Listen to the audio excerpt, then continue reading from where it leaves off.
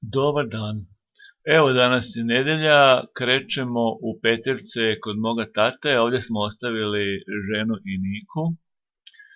Vozimo se ubrzo. Evo, sad snimamo Mimi. Mimi, pa tebi je baš lijepo, jel da? Pa tu ludilo, pozadinsko osvjetljenje. Sad ćemo malo Ivanu. Svi zastaviti nekud. Mimi.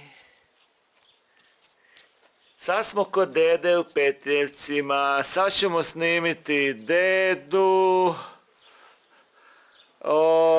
Dobar dan, pa ćemo malo mene. Dede, uho, kaže zatvoreno. Sad ćemo malo mene snimit. Ovo sam ja. Ajmo opet malo na Mimi. Mimi. Sad se... Ivana, kako ona ima zube, gledaj. Kako ta koz grize, joj. Vesna bi dala od rebara neki. Tako tvrde kosi da bi čekićom silom razbio. Ona je to ugrizla, držala je šapom to, Ko čovjek drži šapom i grize.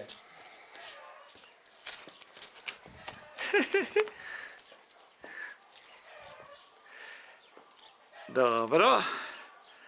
To je to za sada. Evo i pokoja slika snimljena kod tate.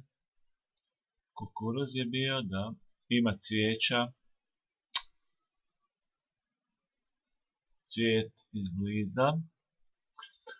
Pa dan je bio dosta lijep, sunčano vrijeme, malo je kao ujutro se mučkalo, ali evo tu unutri ja i tata podijelili jedno pivo. Ivana svirala malo harmonik, pokušavala, evo to je moja kćerka Ivana, sad ćemo čuti kak svira. I da vidi milion ljudi, nema veze. Ajde. Krenuo si snimat, znam po tvojem glasu. Pa snimam, da, ajde. A da, ne moram. Dobro. Samo 3 ta basa, kako li to ide?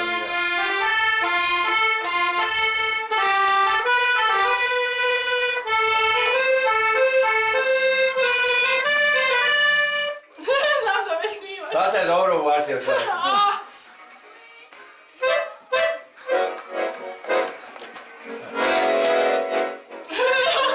Dosta. I evo na kraju, čitav put od Vladimirevaca do Petrjevaca ubrzan, jel? Jedna sličica u sekundi. Ludo. I to je to. Pozdrav, Bog!